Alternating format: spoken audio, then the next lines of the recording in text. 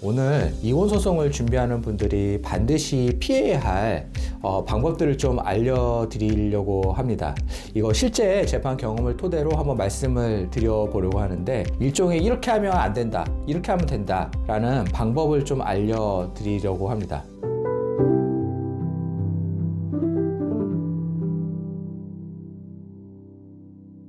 이혼 소송에서 승소로 가는 지름길이 있는데, 먼저 쟁점을 흐리고 증거를 제출을 지연해서는 안 됩니다. 불성실하게 재판 기일에 불출석하고 증거 신청은 가급적 재판 당일에 한다든지 미루는 것은 좋지 않습니다. 승소에는 일정한 정답이 있는데, 재판의 신속한 진행을 위해 증거 신청은 빠르면 빠를수록 좋습니다. 특히 이혼 소송은 재산 분할을 위해서 사실조회, 금융거래 정보 제출 명령, 과세 정보 제출 명령 등의 증거 신청이 필수적입니다.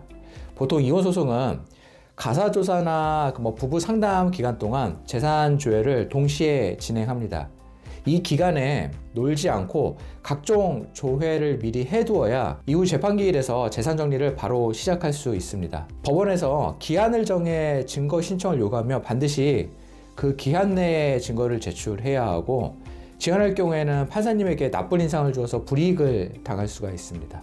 두 번째는 주장만 장황하게 늘어놓고 증거를 첨부하지 않는 행위는 가급적 자제해야 됩니다. 증거 제출은 줄기차게 주장만 하게 되면 안 됩니다. 주장에 증거가 반드시 붙어야 되는데, 이혼 소송에서 주장은 30장에 달하는데 첨부된 증거가 혼인관계 증명서라든지 가족관계 증명서라든지 이런 기초 서류뿐이라면은 해당 재판을 맡고 있는 판사는 그 주장을 있는 그대로 받아들이지 않습니다.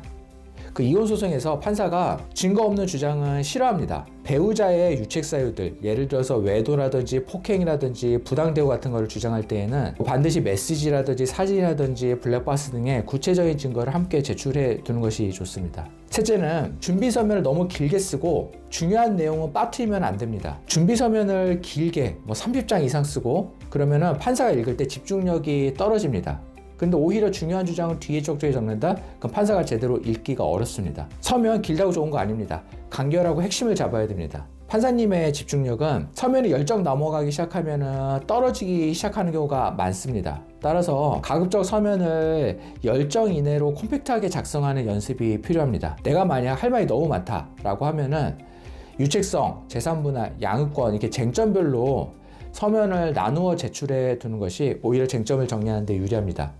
또한 중요한 내용은 가급적 앞쪽에 배치하고 밑줄이나 굵은 글씨 등을 활용해서 쉽게 파악할 수 있도록 하고, 같은 내용을 반복적으로 쓴다든지 이민하에 제출한 증거를 또 언급한다든지 이런 것들은 재판에 조용한 영향을 끼치기가 어렵습니다. 네 번째는 재판부의 권유를 무시하고 혼자만의 소송에 빠지는 경우입니다. 사건이 복잡할수록 재판부가 일단 권유를 하는 경우가 있습니다. 증거를 신청한다든지 청구를 철회한다든지, 이때는 꼭 받아들이셔야 됩니다.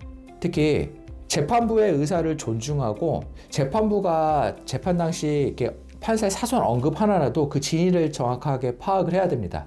판사가 이 청구 한번 고민해보라고 하면 정말 꼼꼼하게 고민해봐야 됩니다. 특히 어떠한 청구에 대해서 조금 철회할 것을 요청한다면 어차피 이건 재판관들한테도 패소할 확률이 높으니까 철회를 고민해야 됩니다. 때로는 이혼 대신 혼인 취소만 고집하는 경우도 많이 있는데, 혼인 취소는 생각보다 어렵다는 게 그 예입니다. 판사가 일정한 권유를 하는데 이걸 무시하고 끝까지 나홀로 소송을 진행하면 패소 판결만 받고 불리한 인상을 남길 수가 있습니다.